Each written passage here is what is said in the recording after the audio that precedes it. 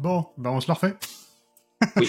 Donc comme je disais, bonsoir à tous. Malgré ce petit problème technique, on va recommencer ce petit live.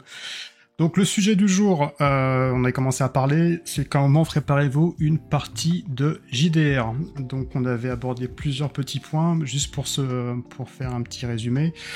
On avait peut-être parlé de la différence entre la partie physique et la partie online, la préparation, les musiques, les photos. Donc on était un petit peu à ce niveau-là. Donc on va peut-être reprendre pour que tout le monde puisse suivre. C'est ça, j'avais juste lancé en disant que oui, j'avais lancé à l'INIC et d'ailleurs tu pourras continuer que oui, à mon sens, c'est pas la même chose déjà virtuelle et sur table et la Nick l'avait enchaîné à expliquer de son point de vue. Ouais, j'avais abordé le sujet parce que comme je suis historiquement plus un joueur de table qu'un joueur de virtuel, je me suis mis au virtuel avec le confinement. Et du coup, dans le mode préparation de la partie de jeu de rôle, il y a eu cet aspect formation aux outils dématérialisés. Donc soit Roll20, soit Foundry, peu importe celui qu'on utilise, mais par défaut, quand on commence et qu'on découvre, on se tourne vers Roll20. Et donc, il a fallu que je me braque des heures et des heures de tuto YouTube parce que je suis ce genre de joueur qui aime plonger mes joueurs dans l'ambiance. Donc la musique et le visuel sont pour moi assez importants, donc du coup ça demande pas mal de préparation. Et qui dit préparation dit recherche, sourcing et maîtrise de l'outil informatique parce que pour moi la fluidité de la partie est importante et la fluidité de la partie s'obtient quand on maîtrise complètement l'outil. Tu passes ton temps à soit ouvrir ton bouquin autour d'une table, soit chercher les outils sur l'informatique pendant que tu joues, ça casse le rythme. Donc il y a tout un travail préparatoire, effectivement, quand on travaille en démat, qui au début peut freiner, et qui au début peut paraître effectivement plus important que ce qu'on peut faire quand on est derrière son écran autour d'une table.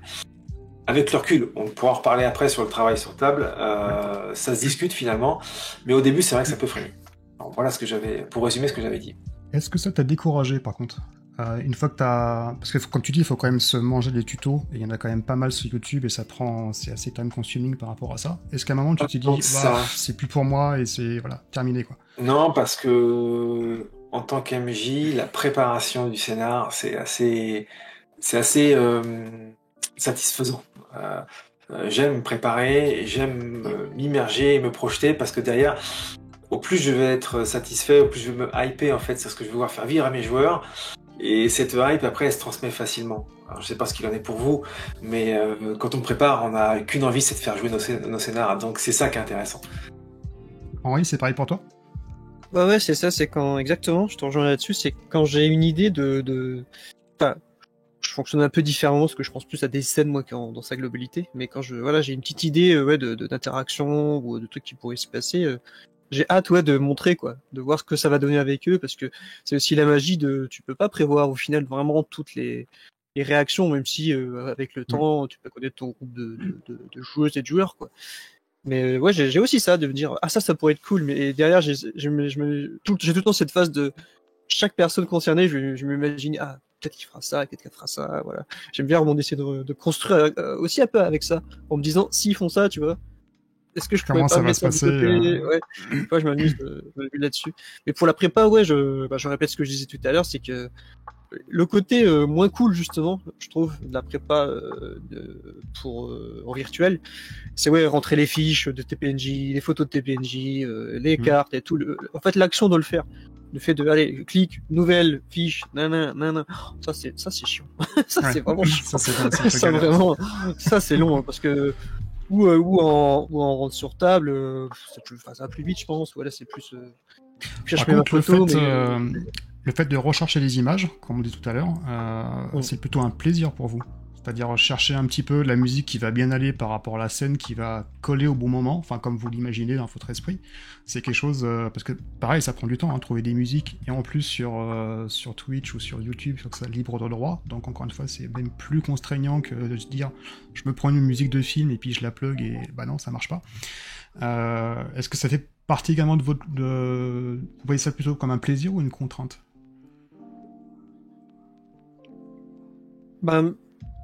Si je peux... Vas-y. Moi, ça serait rapide parce que c'est mon talon d'Achille, les musiques. Parce que j'ai beaucoup de mal à trouver la musique qui va, avec l'ambiance qui va. Souvent, j'ai peu de mal à... Bien que j'aime bien jouer en musique, mais comme ça va avec le fait que, comme j'improvise beaucoup, Des fois, il y a des scènes je suis surpris que la scène arrive trop vite, peut-être, et du coup, j'ai pas vraiment, sur mon côté, me dit, il faudra que je lance cette musique-là ou quoi. Donc, ouais, moi, c'est compliqué de trouver un truc qui colle, et puis comme tu l'as évoqué, faire attention à ce que ce soit bien libre droit, bien respecter tout ça. Donc, heureusement, il y a des chaînes YouTube qui créent des musiques pour ça, justement, ça, c'est cool. Pour le stream direct.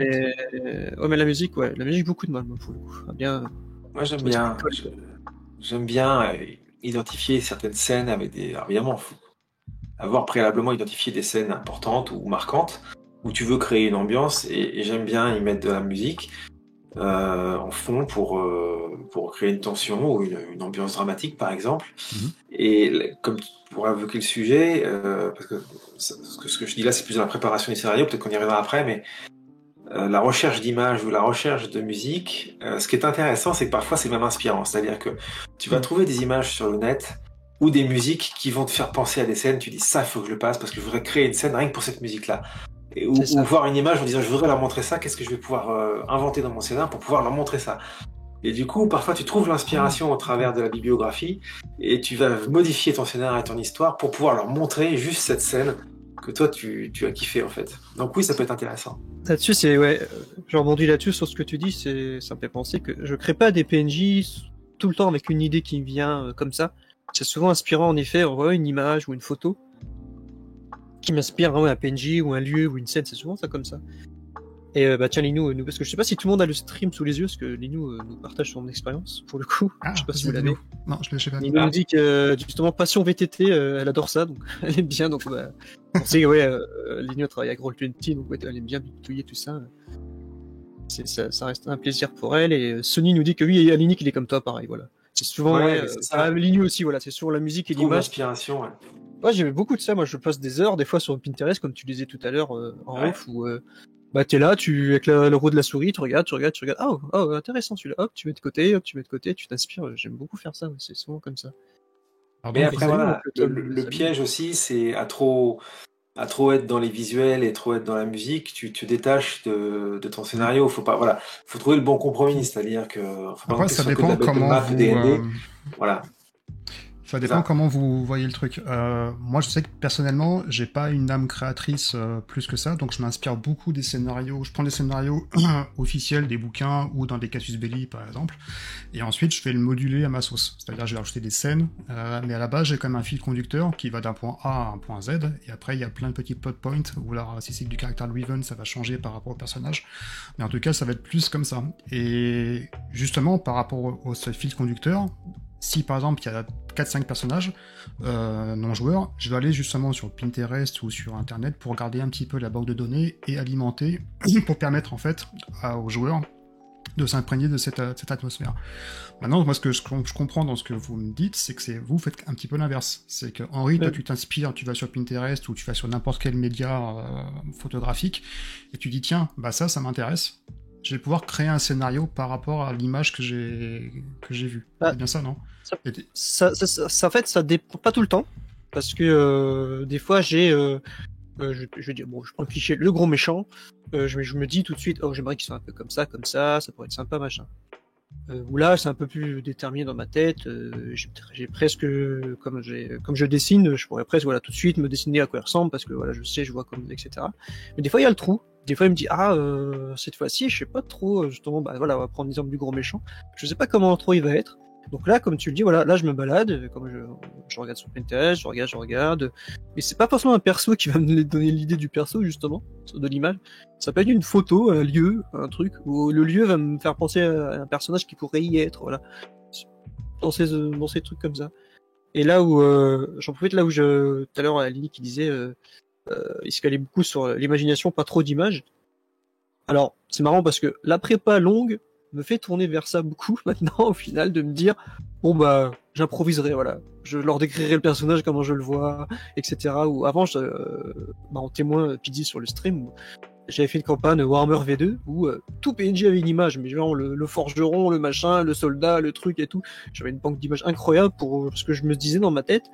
Comme ça, tout le monde voit à quoi il ressemble. Et j'ai pas trop besoin c'est un peu d'affiniantisme de me dire, je pas besoin de faire trop de descriptions comme ça, quoi. Je mets la photo, tout le monde voit à qui il ressemble et on enchaîne, quoi. Mais j'ai pris vraiment plaisir à, peut-être lié au fait que la prépa est longue, à décrire. pas plus à quoi ressemble quelqu'un, plutôt mettre juste une image, quoi. C'est-à-dire que pour compléter ce que tu dis, Henri, moi je l'ai beaucoup, enfin je le vis beaucoup autour des tables. J'essaie de l'appliquer aussi quand j'utilise Roll20.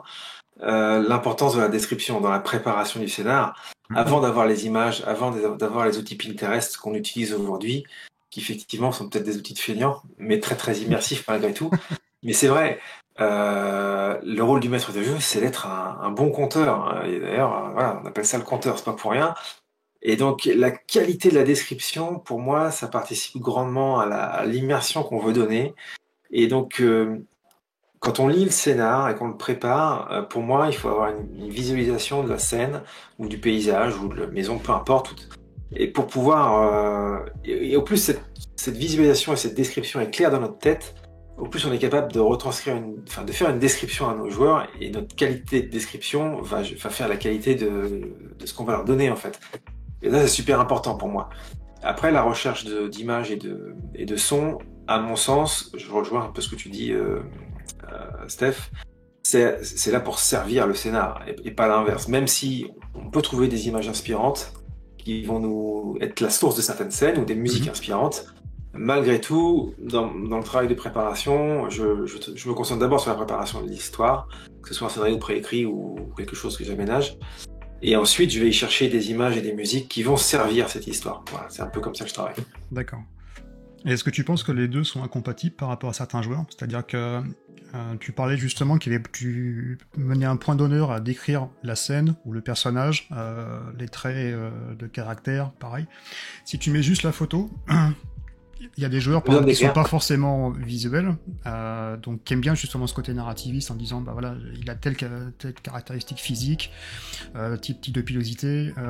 Après, il y en a qui aiment bien justement l'aspect visuel. Tu mets juste une photo. Est-ce que les deux sont incompatibles pour vous, ou alors non, vous pensez plus que vous... Ben non, parce que la photo, tu vas t'exonérer de faire une description physique, mais ça t'empêchera pas de devoir décrire le tempérament, de devoir le jouer. Ouais. Même d'ajouter des choses. Et oui, et ça c'était préparation en fait. Bah, j'avais posé la question justement sur ma dernière partie, sur l'ombre du Seigneur Démon qu'on avait fait dernièrement, et après la première partie justement, je leur ai dit est-ce que ça vous embête aux joueuses, aux joueurs qu'il n'y ait plus d'images maintenant, beaucoup, avant j'en mettais beaucoup, et finalement ce qui était ressorti c'est que le côté l'imaginaire était peut-être plus sympa, parce que justement chacun comme ça, il préférait en tout cas cette table. Tout à l'heure je disais que comme ça tout le monde a la même image et pas besoin de voilà.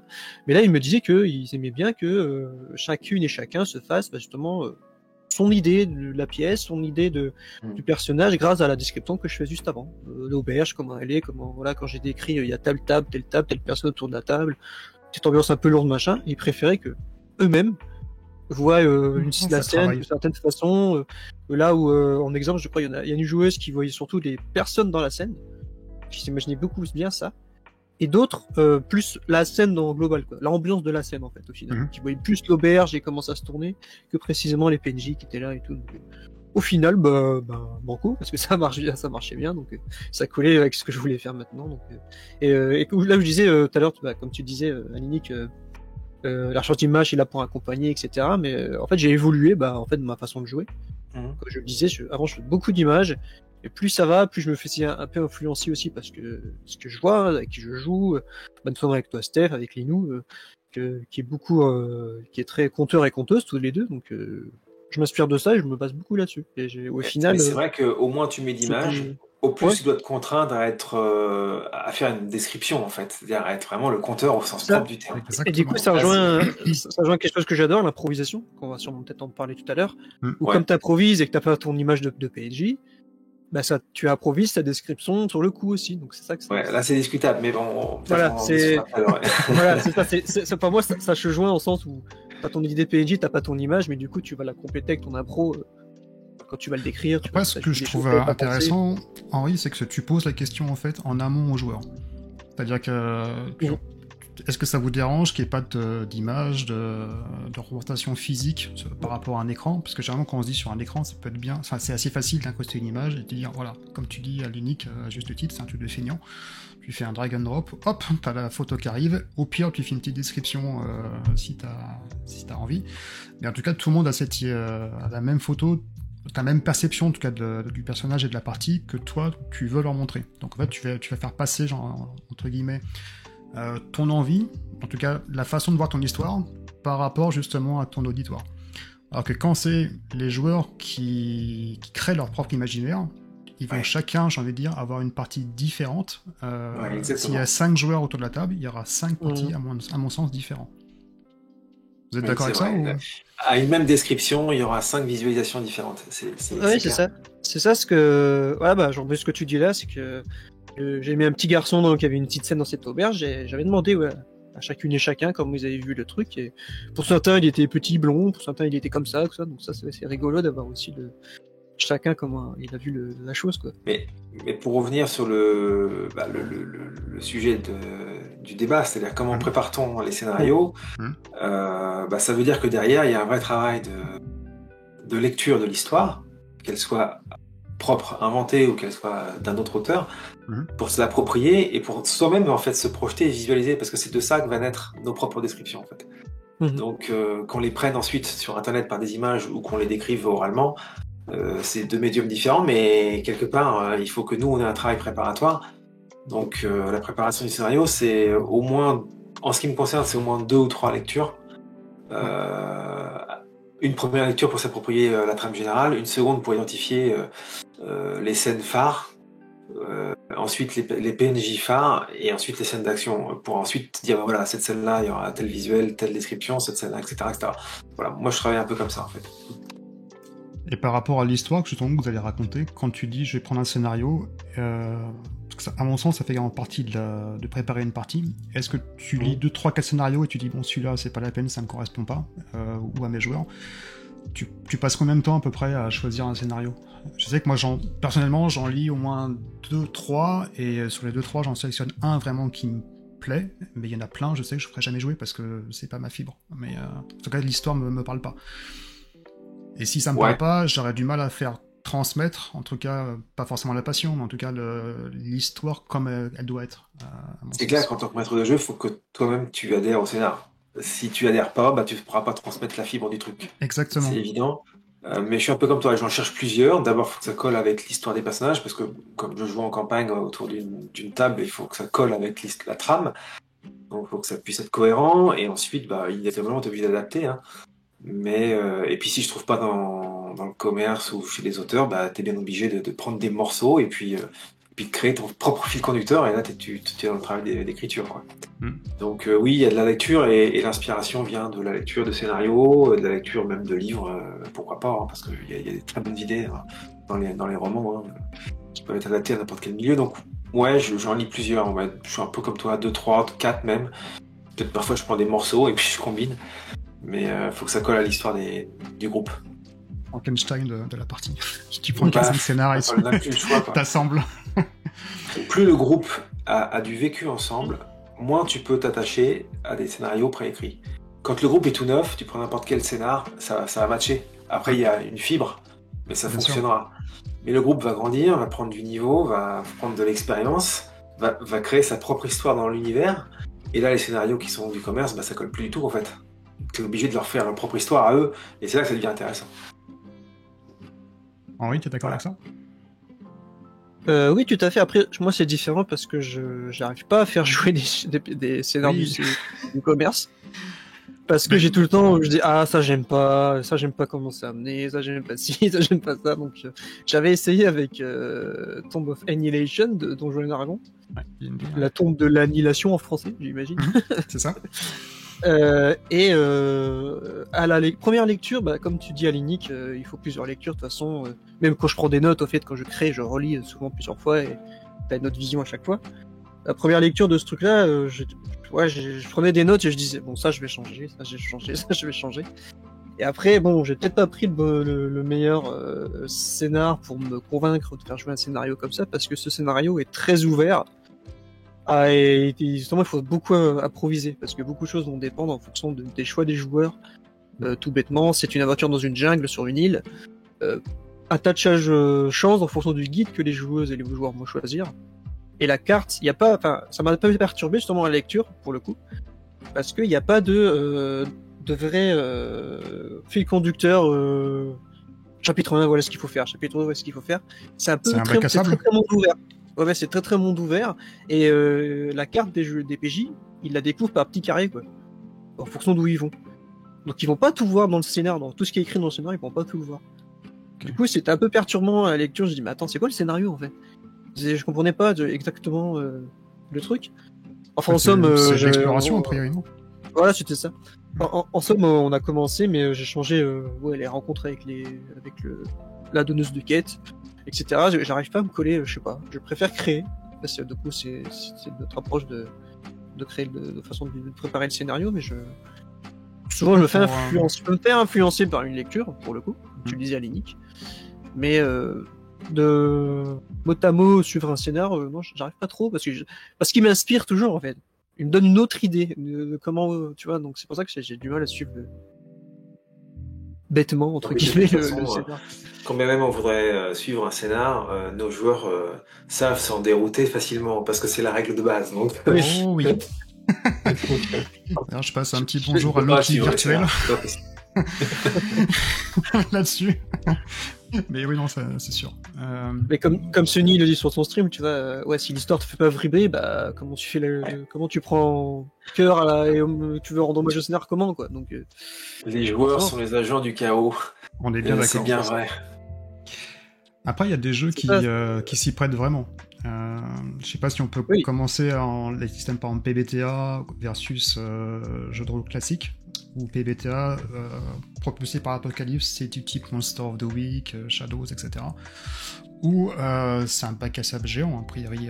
Je prends Monster of the Week, il y a un méchant principal, il y a 2-3 lieux, genre un gymnase, un centre-ville, et puis un autre lieu, une église par exemple. Il y a un meurtre, et après, débrouillez-vous. Donc là, le temps de partie, il est réduit à son minimum, on va dire, parce qu'il faut juste avoir 3 lieux en tête. Au pire, on prend 3 plans sur internet, un plan de gymnase, etc. Le grand méchant, on sait ses pouvoirs, qu'est-ce qu'il va faire, et ensuite, c'est que de l'impro. Donc la partie est très courte, enfin le temps de préparation est très court. Par contre, il faut que les joueurs en face soient hyper réactifs. Donc c'est... Alors, il y a une autre école à ce discours sur l'impro. C'est vrai que travailler sur un scénario préécrit, il y a du boulot d'écriture. C'est un gros travail d'écriture avec des PNJ derrière, des lieux à décrire. Mais à mon sens, quand tu veux faire de l'impro au sens impro complètement, tu mets tes joueurs dans un monde ouvert, comme dans un jeu vidéo, et après faites ce que vous voulez, pour que ça soit immersif, et surtout pour que tes joueurs ne s'en rendent pas compte.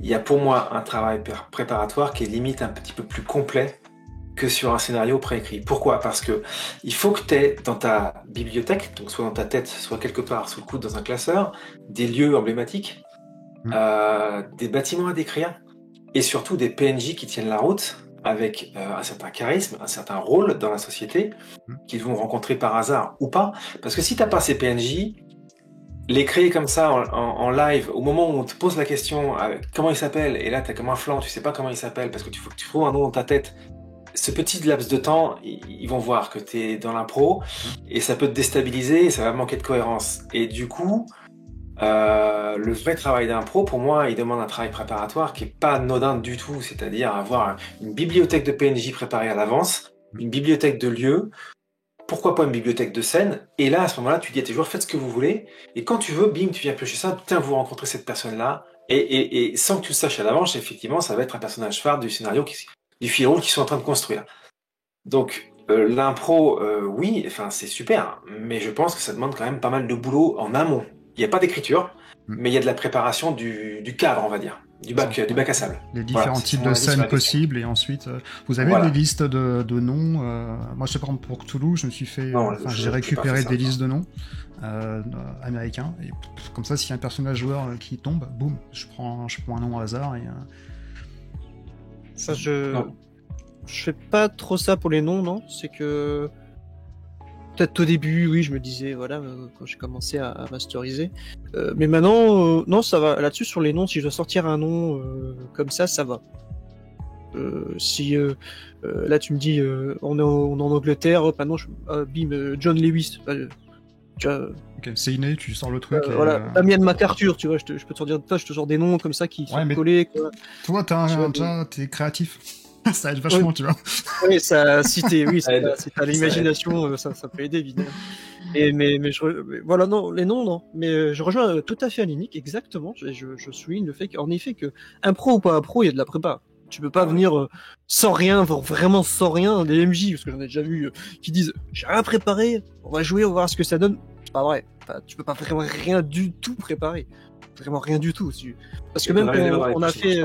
Voilà, même qu'on a fait les petits jeux d'impro avec Linou, on avait fait dernièrement aussi ce qu'on appelle le wiki impro, où tu prends un article de wiki, ça te donne une scène, un cadre, et allez, on y va. Bah, là, j'ai quand même 2-3 minutes où je me dis, bon, prépare 2-3 minutes, quoi. Tu prépares quand même. Ouais, il y a 3 minutes, c'est rien. Puis là, par rapport à un scénario classique où tu tapes... parce que là, c'est un être exercice, mais tout bêtement, je vais prendre un exemple Vampire, qui a derrière Alénique, là, une petite dédicace qu'il nous a fait. Vampire, je fais jouer comme ça, en mode, comme tu disais Alénique, il y a le prince, les vampires importants, etc. Il y a les lieux importants, chaque lieu important, des PNJ, et comme je vous ai dit tout à l'heure, je fonctionne beaucoup comme ça, pas que sur Vampire, ou des scènes. J'ai mon fil rouge et je me dis, ce soir, quand je me prépare justement, cette scène-là, il faut qu'elle ait lieu pour lancer quelque chose. Sauf que je sais pas quand, parce que je laisse ma table, j'adore ça, je les laisse libres. Il n'y a pas de couloir, il y a pas pour faire ça, il faut aller là, machin. Je leur dis, vous faites quoi ce soir? Qu'est-ce que les vampires se réveillent? Qu'est-ce que vous faites ce soir? C'est vous qui gérez. Et je sais que la scène, je veux qu'elle se passe là dans les 4 heures de jeu. J'ai pas défini quand, avec qui. Ça va dépendre de ce qu'ils vont faire. Mais la scène est préparée, oui. J'ai la scène prête, j'ai écrit ma petite description de la scène. L'intro de l'épisode, ça je prépare vraiment ça. Mais je fais jouer en impro, quoi. Oui. Je sais pas trop comment ça va se lier à l'avance, entre guillemets, même si tu peux rebondir sur ce qui s'est passé avant, tu peux t'attendre. Mais, je sais pas ce que t'en penses, Alénique, parce que là on est tous les trois en train de bouquiner du Vampire V5. Je pense que c'est vraiment un jeu qui comme tu dis, qui s'y prête, parce que c'est vraiment du character driven. Donc en fait, une fois que les personnages ont déterminé leur profil, leur relation par rapport aux autres personnages, leur influence, en fait c'est au maître du jeu qui va s'inspirer justement du background du personnage et va créer une histoire autour. Contrairement à un scénario qui est... C'est les joueurs qui créent leur histoire. Ouais. C'est eux qui créent l'histoire. C'est le jeu c'est pas je dis souvent aux joueuses et aux joueurs, quand ils créent leur personnage, mais créez-vous des problèmes, quoi, des antagonistes, voilà, des gens qui vous embêtent et tout, machin, et tout ça va nourrir leur jeu, quoi, forcément. Et toi, tu peux même t'en servir. Donc, et le travail de préparation du MJ, c'est le cadre. On est là pour faire le cadre, en fait. Ouais. Pas que l'histoire. Et par contre, je te rejoins qui demande vraiment du temps. Il y a un peu de boulot. Ah oui, bien sûr. On va dire que l'improvisation, c'est pas une absence de travail, c'est un autre travail, c'est tout. C'est ça, je vais te nourrir d'un autre exemple. Dans Warhammer, j'avais fait une ville, il y avait une arène dans la ville. J'ai préparé l'arène, mais pas ce qu'il y avait autour, quoi. Parce que l'arène était au centre et c'est eux qui ont créé la rencontre avec l'arène, quoi. C'est eux qui s'y sont allés, qui ont créé ce démarrage. Et la scène était prête, mais pas vraiment le chemin. Voilà, le chemin, c'est eux. Plus imaginer comme ça sera peut-être plus simple pour pouvoir expliquer ce que je vois. Après, même pour les joueurs, c'est hyper gratifiant. C'est eux qui les font, en fait. Oui. Pour les joueurs, c'est hyper gratifiant, je pense. D'avoir un monde ouvert, tu sais ce que tu fais. J'adore dire ce que tu souhaites. Et puis, mine de rien, l'appropriation de l'histoire est tellement plus facile pour les joueurs quand ça vient d'eux, en fait. Quand tu leur dis, voilà, dans une auberge, et puis il faut aller faire ça, vous n'avez pas le choix, on vous paye. Bon, ils le font parce qu'ils sont là pour jouer. Mais quand vous leur dites, voilà, sur le poteau, il y a ta sœur qui est en train de se faire brûler, qu'est-ce que tu fais? C'est plus la même chose. Il y a une implication personnelle. Bon, je suis un peu dans l'extrême, mais dans Vampire, ça peut arriver. Donc, voilà. Ça fait partie de la préparation. Toi, je sais pas, Steph, si tu t'autorises à suivre la file rouge ou si tu t'autorises à sortir des rails. Quand tu sors des rails, est-ce que tu nous poses la question sur les rails ou... Comme je disais, moi j'ai vraiment tendance à prendre des scénarios du commerce parce que j'ai pas l'âme créative comme vous pouvez avoir. Je suis assez admiratif d'avoir des gens comme Henri ou même toi Alénique ou des gens qui produisent beaucoup de contenu de façon juste comme ça. Moi j'ai un boulot qui est très cartésien. Voilà, je suis côté matheux, donc en fait et j'aime bien le contrôle. Donc en fait toute la partie improvisation, ça me sort carrément de ma zone de confort. Je dis pas que c'est pas un bien. mais en tout cas pour moi c'est pas inné. Le fait d'avoir un Qu'est-ce qui scénario... se passe quand tes joueurs sortent des rails et que tu vois que tu as du mal à les remettre dans le rail? Qu'est-ce que tu fais? Tu les laisses faire ou tu... Non, je les laisse faire.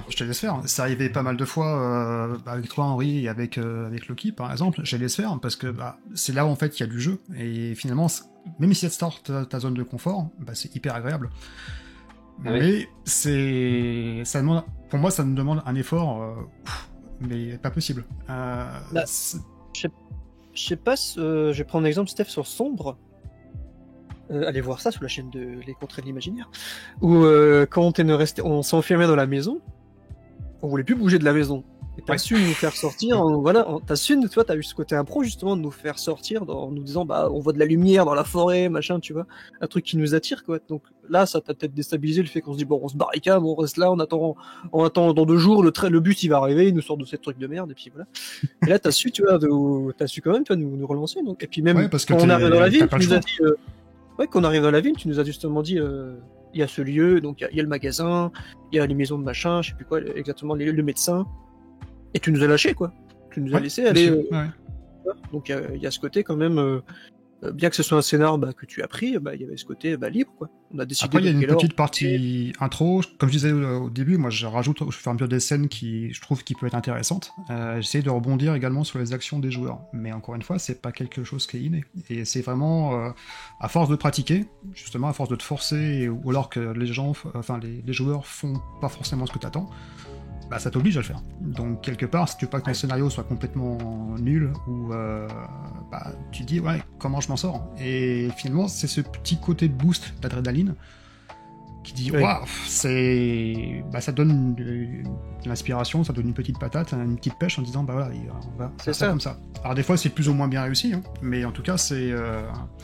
Et pour répondre à ta question initiale, Henri, moi je suis assez pour prendre un scénario où il y a 70% qui est déjà écrit, avec plus plot point, on va dire. Je passe par là, après je vais voir le contact qui va m'emmener à un autre truc, etc. Parce que moi je suis quelqu'un qui aime le contrôle. Quand ça sort des clous, maintenant j'apprends à apprécier le truc.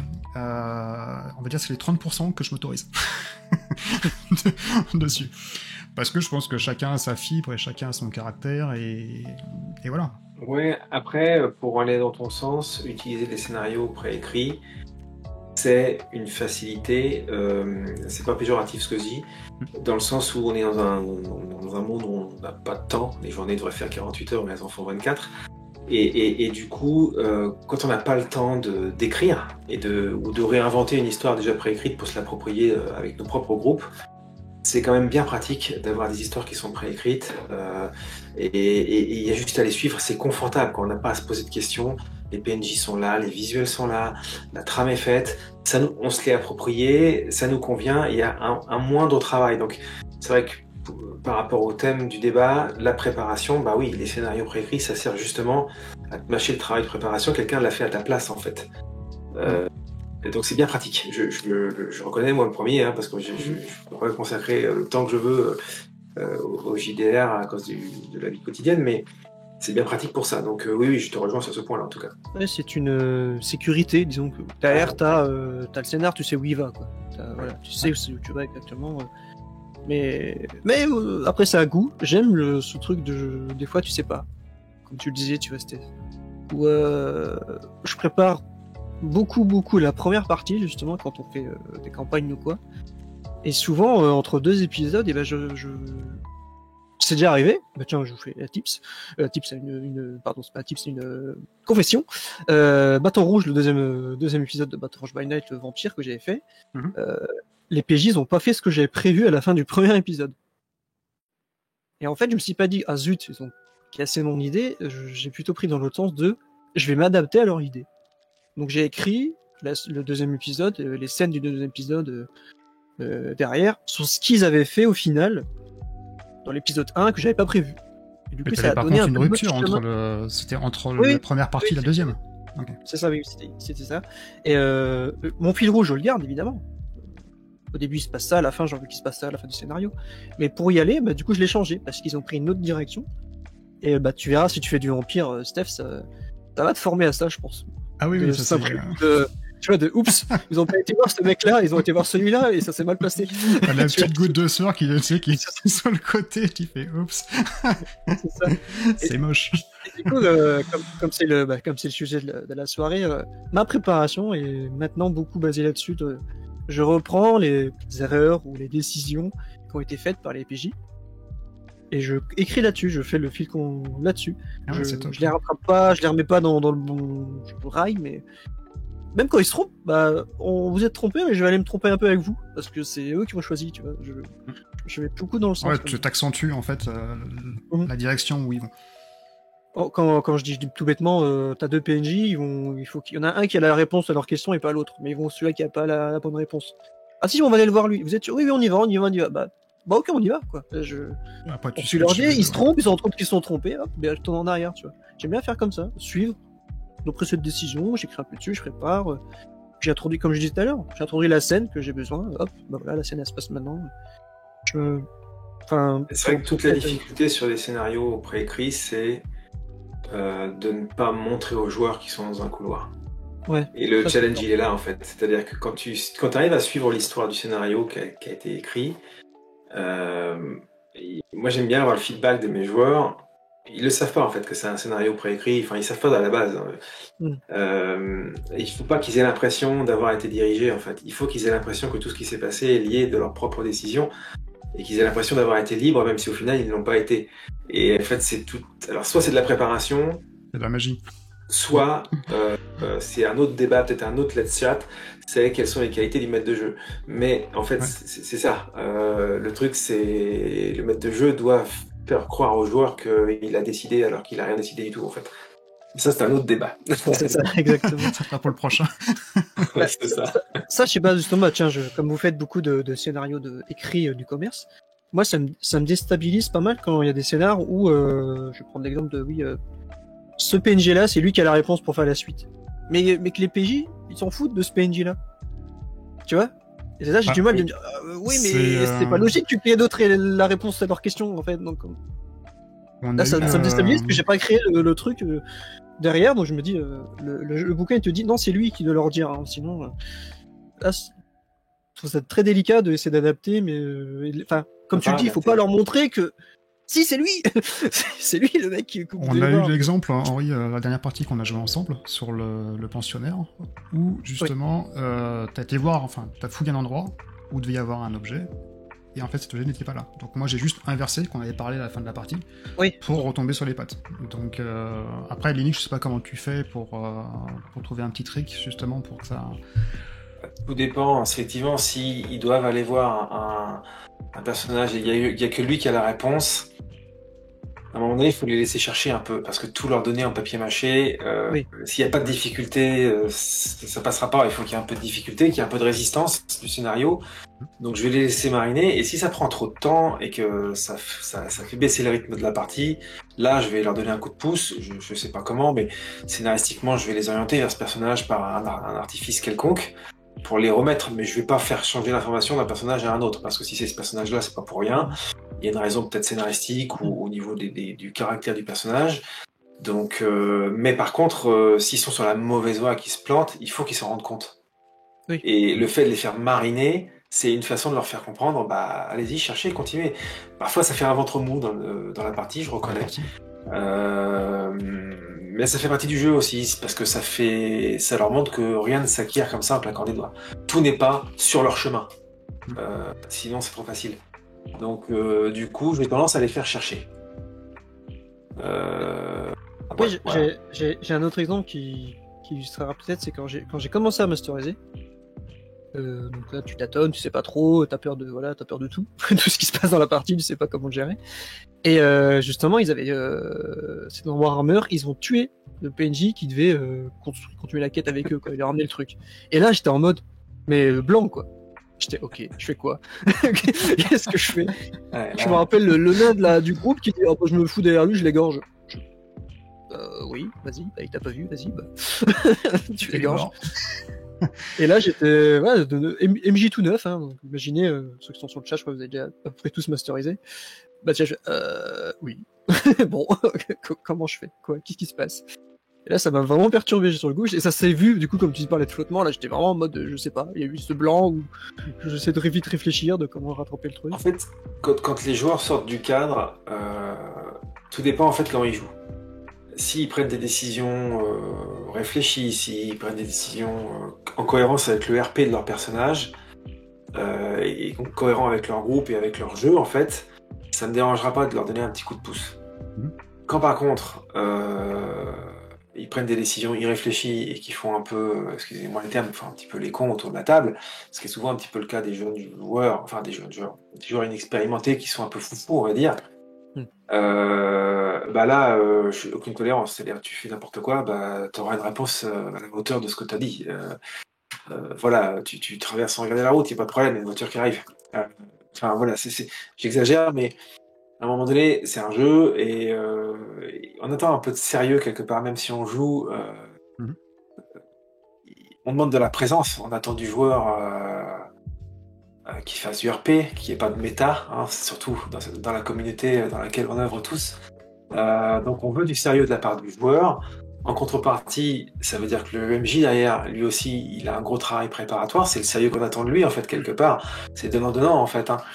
Donc les joueurs qui font n'importe quoi, bah, le scénario va pas tendre avec eux. Enfin, moi, en tant qu'MJ, je suis pas là pour polluer le truc, donc voilà. À l'époque, j'avais pas osé, à l'époque, on va dire. Ouais, mais c'est normal, au début, quand tu commences... C'est le début, ouais.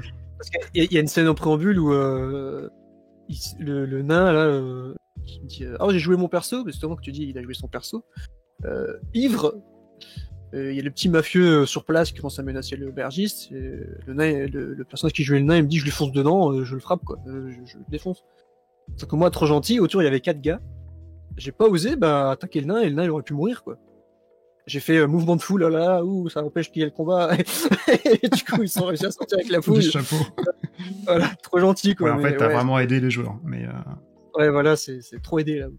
Après, je suis assez d'accord avec Alinik où si les joueurs font n'importe quoi et de façon un peu éhontée, il faut pas hésiter à les sanctionner. Parce que ça prend un temps de dingue à créer un scénario, à chercher les photos, à mettre les musiques, à plugger tout en plus dans que ce soit Roll20 ou Foundry ou peu importe le système qu'on utilise, ou même sur table. Quelqu'un qui fait n'importe quoi à la table, déjà je pense que le casting n'est pas le bon, mais bon, ça peut arriver. Ça peut arriver, mais en tout cas, ouais, non, il faut lui faire comprendre à la personne que, bah non, parce que c'est comme dans la vraie vie, si tu fais une mauvaise décision, bah tu payes tes conséquences, clairement. Eh oui. Ah oui, non mais c'est sûr. Karma. Ouais, c'est ça. Bon après voilà, ça fait partie des règles de base, mais ouais, c'est le casting comme tu dis, ouais, ça joue beaucoup. Ouais. Mais ça fait partie du travail préparatoire, c'est-à-dire que les attentes qu'on attend des joueurs, en contrepartie, c'est le MJ qui doit préparer son scénario. Quoi. Ça touche à, j'y pense, c'est toujours la préparation, ça touche toujours au thème, c'est que est-ce que vous faites la partie 0, quoi, la fameuse partie 0 de préparation avec les joueurs, voilà ce que je voudrais, qu'est-ce que vous en pensez, tout ça, je pense que ça fait partie de la prépa au final, de la première partie du coup, le premier épisode, si c'est une campagne ou quoi. Est-ce que vous faites ça, ce côté on discute ensemble de voilà les persos qui sont possibles ou pas possibles, ou enfin je sais pas, des trucs comme ça. Moi qui suis assez old school, je l'avais jamais fait jusqu'alors. Je l'ai découvert au travers des parties Roll20 que j'ai pu faire à droite à gauche avec vous et d'autres. J'ai trouvé ça très bon pour l'appropriation du groupe, pour les interactions et la connaissance des personnages préalablement. Je trouve que c'est particulièrement approprié dans du Vampire. Mais il y a certainement d'autres jeux évidemment qui s'y prêtent, et j'avoue que ça crée une dynamique de groupe préalable intéressante. Donc je l'ai jamais pratiqué sur table, mais je pense que je le ferai. Je pense que je le ferai. Voilà mon avis. Et Steph? Pour l'instant non, pour la bonne et simple raison que je caste les joueurs avec qui j'ai envie de jouer. Et je sais comment, par rapport au scénario, quel joueur va bien s'imbriquer dans l'histoire. Et je pense que justement dans la communauté auquel on évolue, on est tous assez matures pour savoir quel type de personnage on souhaite jouer. Et moi quand je propose généralement des actual plays, c'est généralement de l'horrifique ou des trucs qui tournent autour. Donc si les gens s'inscrivent à la partie, en tout cas s'ils acceptent de participer, c'est que le contrat social, j'ai envie de dire à la base, est validé et rempli dessus. Maintenant pour des parties où je connaîtrai pas les personnes, oui, je pense que c'est carrément une bonne chose à faire. Encore une fois, Aïnik, je te rejoins avec ton fond d'écran, Vampire se prête carrément à ça. Mais Oui. ouais. C'est Après, là où tu même vas si créer toutes les relations Même entre les gens. Même si tu connais pas, enfin, même si tu connais les gens, justement. Je trouve que c'est peut-être bien de le faire dans le sens de, comme Alénique l'a dit aussi, de préparer les interactions futures, les trucs ensemble déjà, tu vois. Et Pas que aujourd'hui, le les contrat social, jeux- du coup, tu sais, pas que ça. Les jeux de rôle nouveaux le proposent beaucoup. Il y a des mécaniques de création de personnages avec des questions sur le background. Tout ça, ça n'existait pas sur les jeux old school. Dans les jeux plus récents, il y a ces questionnements sur dans les jeux old school où on disait les joueurs peuvent créer leur background. Alors bon, les vieux comme moi écrivaient un machin de 2 pages sur l'histoire du personnage parce que bon, faut aimer écrire.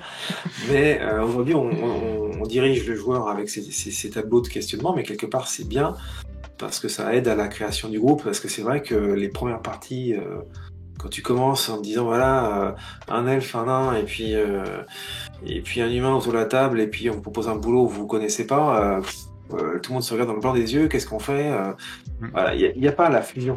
Et créer les personnages autour de la table ensemble, j'ai trouvé que c'était une bonne idée. Enfin, voilà.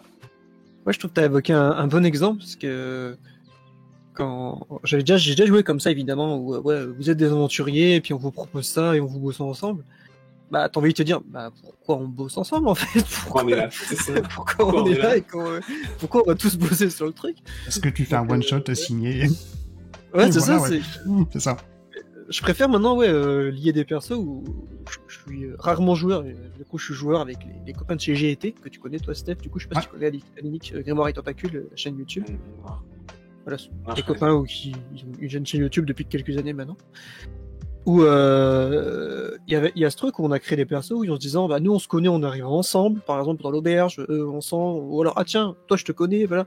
Il y a eu des liens comme ça entre persos pour pas que ça fasse trop, les aventuriers dans la taverne qui prennent tous la même mission. Ça avait été le cas aussi sur Normotel, Henri, je sais pas si tu te rappelles. Oui. On avait c'était tiré au hasard dans une table que Linou avait proposée. Et on avait été obligé de s'adapter à ce que proposait le tableau et d'inventer des choses autour de ça, mais ça crée du lien en fait. Et c'est suffisant pour créer du lien dans le groupe, quoi. Après, en one-shot, tu peux très bien proposer des personnages joueurs avec déjà un background déjà préécrit, où il y a déjà des relations avec. Et après, libre aux joueurs justement de faire la connexion avec les autres joueurs. Bah, ce qui est pas évident, mais... Oui, parce qu'on part de Normotel, du coup, Linou, c'était elle, la meneuse, ça fait beaucoup ça, ouais. Elle te met déjà des petits trucs sur chaque perso de la table. Toi, t'es pas copain avec lui, toi, par contre, lui. C'est top, ça. Secret et tout à développer, ça c'est cool. Et comme tu dis, Normotel, c'était rigolo tu tires juste un truc et c'était du style l'un a un secret sur l'autre, comme ça, et donc tu dois inventer. Ouais, c'est super cool. C'était vraiment très très sympa à faire, ouais. Oui, parce qu'après le jeu du truc, c'est ce que nous avait dit Linou, c'est voilà, essayer de le glisser dans votre RP pendant la partie, sinon ça n'a pas d'intérêt en fait. Et donc on avait tous essayé de glisser ces petits secrets, mais ça a donné du piment finalement, et ça a donné de la dimension au personnage en fait.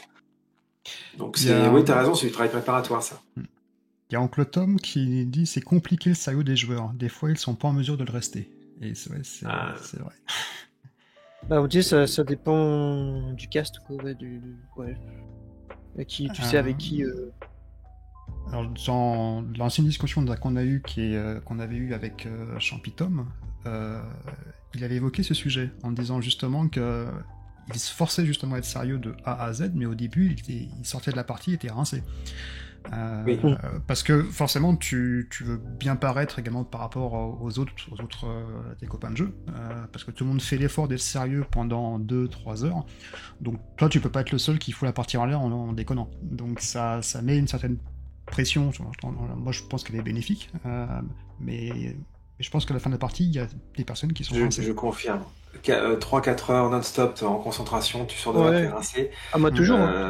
C'est vrai qu'en termes de style de jeu, des maths ou sur table, là, je donnerais plutôt l'avantage à la sur table. Parce que quand on est sur table, oui, on attend cette même rigueur à la limite. Sauf que moi, je dis toutes les 2 heures, stop, on fait une pause d'1/4 d'heure, on va boire un coup, on rigole, on déconne, on met en break le jeu. En fait, pour pouvoir garder la concentration. Ouais, parce que sinon, le problème c'est qu'on joue de 21h à 4h du mat. Donc on peut pas, Oui, c'est c'est des intenable. grosses sessions. Donc tu fais quoi? Ouais. Tu coupes toutes les Toutes heures? les 2 heures. Toutes les 2 heures, on tu essaie de coupes? s'arrêter Ah oui, oui. pour dire stop, on fait un break, on boit un coup de coca, un petit bout de pizza, machin, on se met de côté, et puis au bout de 10 minutes, un quart d'heure, hop, on se remet autour de la table, et là, les gens, voilà, ça évite les gens qui piquent du nez sur la table, et ouais, voilà. Ça, c'est le C'est côté ça, old ouais, school sympa. La pizza et le j'ai coca. fait la pizza et les coca. J'ai Ouais, parce que fait là, on est sur YouTube, je suis soft. coca arrangé. Mais ça c'est rigolo parce que j'ai fait qu'une seule partie en vrai, du coup, sur table, pour le coup. De toute façon, je à faux. Et Scoop. c'était Scoop. Tu me confies peut-être Sony qui était ma régie. On avait fait ça alors sur un événement Avance, non caritatif. J'avais fait une partie chez Ava pour l'association Ava pour les animaux. Et c'est drôle parce j'ai fait qu'une partie sur table et pareil, on avait fait une pause, pareil, en mode bon. Ouais, besoin de, voilà, comme tu dis, de dégourdir un peu les jambes, machin, tranquille, Ouais. aller faire un tour, de permettre ça, parce que ouais, c'était quand même éprouvant. Pour le coup, on a fait un break au bout de 2 heures. Ouais, c'est ça. 2 heures, on a fait un break, on a continué. Ouais, c'était ça. Merci, Sud. Après, on Et peut très bien le même là, faire quoi, ouais, sur Discord, enfin en partie en virtuel. Hein. On peut très bien dire au bout de 2 heures, allez, boum, on stoppe, on va ouais. prendre chacun un petit café. Ouais, mais c'est compliqué c'est parce moins que fun, mais t'enregistres, t'as les gens qui sont là, ça dépend de la durée de la partie. Généralement, les one-shots, c'est quoi? C'est 3-4 heures? 3-4 heures, ouais. Bon, c'est un effort à faire, mais ça se fait, quoi. Mais Moi, tu j'ai ressors tendance à terrain oublier de sec. faire la pause parce que, ouais, bah oui, aussi. Mais après, moi, j'ai tendance à oublier de faire la pause parce que je suis à fond, quoi. Je pense à tous mes trucs et tout, je pense pas à faire la pause. Donc, au final, on continue J'avais le à même jouer. commentaire avec un copain que vous connaissez, Julien, qui a joué avec nous plusieurs fois. C'est cadet son pseudo Ouais, sur c'est cadet, Discord. exactement. Ouais. Et il avait interprété un prêtre avec Matt, et à la fin de la partie, en off, il m'a dit putain, je suis mort, enfin je suis vanné, parce que rester concentré dans le personnage pendant 3 à 4 heures, en essayant de faire de la narration, du RP, s'impliquer justement, trouver des solutions dans le scénario, à la fin, ouais, et même en tant que maître du jeu, hein, moi je sais qu'à la fin d'une partie, Ah ouais, je suis lessivé. Hein. émotionnellement, en termes d'émotion même, tu vois. Parce que On en demande des fois, plus tu joues des scènes un peu dures et tout, ouais, t'es là, ça fait un coup Eh oui, sur la on fatigue. en demande plus aux joueurs qu'à des vrais acteurs qui font des scènes de quelques secondes et après c'est coupé, on la refait. Donc Ouais, c'est nous on plus enchaîne exigeant pour un pendant joueur de jeu de rôle 4 quelque heures. Hein. part. On fait Et du toi, théâtre, mais du vrai, y a pas de C'est coupure. ça. Et toi, si tu fais du 20h, 4h du matin, ouah, chapeau bas. Ouais. Hein. Si tu Ouais, mais c'est fais pour le ça maître qu'on du fait des jeu, pauses, ouais. On fait des pauses, ouais. parce Bah qu'il ouais, faut mais le tenir problème, le... on se voit pas souvent non plus, c'est qu'une fois par mois. Donc quand on se voit, faut optimiser, quoi. Ouais. Sinon on n'avance pas beaucoup. Bah, tiens, j'ai une D'accord. question de prépa, moi. Est-ce que vous préparez aussi des dialogues? Parce que j'ai déjà vu des gens qui le font, qui écrivent Des même leurs dialogues. dialogues, qui écrivent même ce qu'ils vont dire au PJ et tout. Je trouve ça. Bah, moi qui improvise beaucoup, je trouve ça un peu. Quand même, quoi. T'écris tes dialogues, mot à mot et tout. Je l'ai déjà vu. Je vais pas Alors, citer les dialogue, gens, non. ça sert à rien, mais. Jamais préécrit de dialogue. Par contre, des textes cités de quelqu'un de charismatique, un chef de guerre ou un dirigeant qui doit dire quelque chose, où il faut faire de l'interprétation, là oui, ça arrive d'avoir un texte préécrit et tu le lis, quoi. Mais sinon, dialogue, non, j'ai jamais fait ça. Moi, j'avais vu un MJ tête baissée sur son truc quand il parlait au PJ, même pendant l'interaction et tout. J'étais ah ouais, quand même, écrire des dialogues. Enfin, non, ou alors jamais. tu connais très bien la réaction en face, que tu sais un peu ce qu'ils vont dire, du coup tu te permets d'écrire, mais encore, mais j'ai trouvé ça un peu étrange pour le coup, si je peux me permettre, mais. Ouais, mais là justement, Ouais. on est dans la préparation, Henri, et même si tu écris ton dialogue avant, le travail du MJ, c'est de se l'approprier avant pour pas donner l'impression à l'autre qu'en face que tu le lis, Oui, quoi. Il faut récite-le si tu veux, mais apprends-le. Mais la préparation du scénar, c'est tu dois avoir les réponses en tant que MJ et interpréter ton PNJ comme ça, en fait. Tu dois pas lire devant les joueurs. Ouais, c'était un virtuel, quoi. Et la personne avait la tête baissée sur son truc tout le temps. D'accord. Je trouvais ça, ouais. Ou alors il avait des mots-clés, je sais pas, il savait c'est ses mots-clés. mémorisé. Mais ouais, c'est. Je sais que j'écris l'intro, vraiment les 4-5 lignes qui vont lancer l'histoire, et puis après, c'est normal. Feel free, hein, mais... Bon, moi je suis pas normal aussi. J'écris une intro, mais je change souvent des mots pendant que je la lis. donc bon. On appelle ça de la dyslexie. On fait ça, ouais. C'est différent. Oui, il fait de l'impro totale.